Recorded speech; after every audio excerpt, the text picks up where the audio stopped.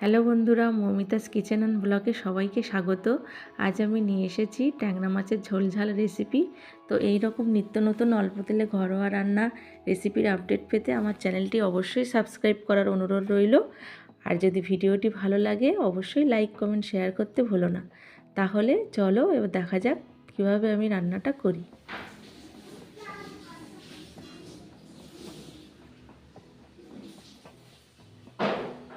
আমি এখানে নিয়ে নিয়েছি ডিমওয়ালা ট্যাংরা মাছ।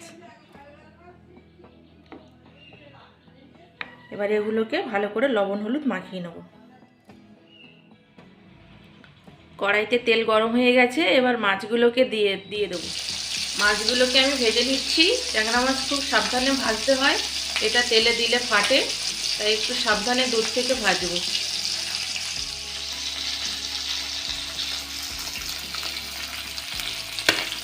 মাছগুলোকে আমি একটু কড়া করে ভেজে নেব। মাছগুলো সব ভাজা হয়ে গেছে, তুলে নিচ্ছি। এই তেলে দিয়ে দেবো কালো জিরে,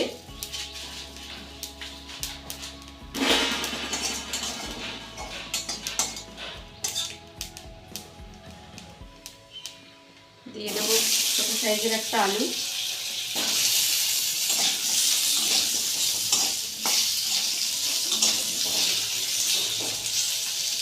আলুটাকে ভালো করে ভেজে নেব।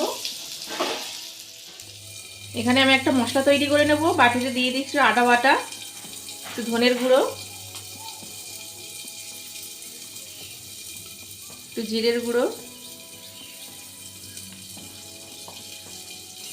একটু হলুদ, একটু জল দিয়ে দেবো।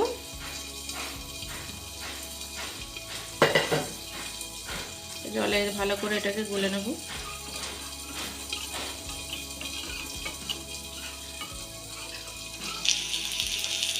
আলুটা একটু ভাজা ভাজা হয়ে গেছে, এবার দিয়ে দেবো একটা পেঁয়াজ কুচি,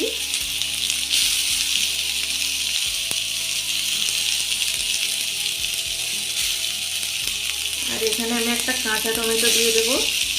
ট্যাংরা মাছের সাথে কাঁচা টমেটো খুব ভালো লাগে।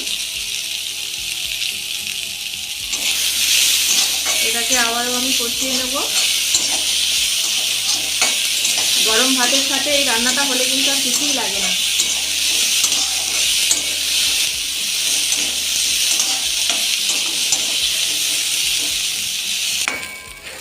আলু টমেটো পেঁয়াজ এগুলো একটু ভাজা ভাজা হয়ে গেছে, এবারে দিয়ে দেবো একটা টমেটো কুচি,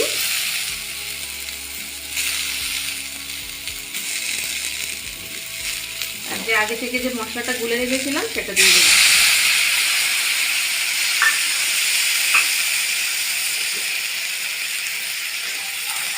আর একটু দিয়ে দেবো লবণ।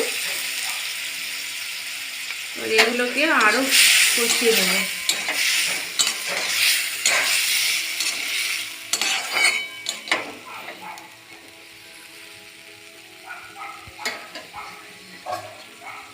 ঢাকা দিয়ে কষিয়ে নেবো যাতে আলুটাও সেদ্ধ হয়ে যাবে। দেখুন এগুলোকে আমার কষানো হয়ে গেছে।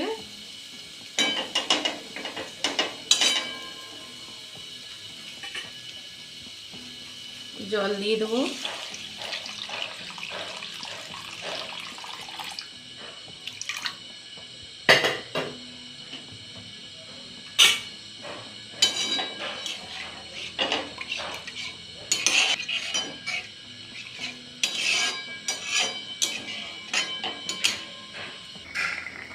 ঝোল ফুটে উঠেছে, এবার আমি মাছগুলোকে দিয়ে দেবো।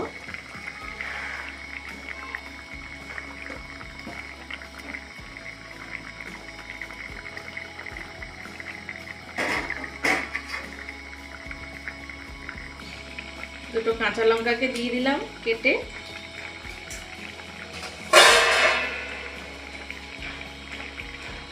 দিয়ে দেবো ধনেপাতা,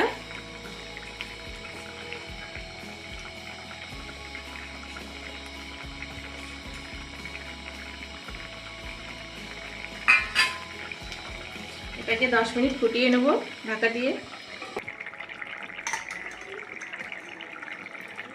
ঝোলটা আমার রেডি হয়ে গেছে, এবার উপর থেকে একটু গোলমরিচ গুঁড়ো ছিটিয়ে নেব।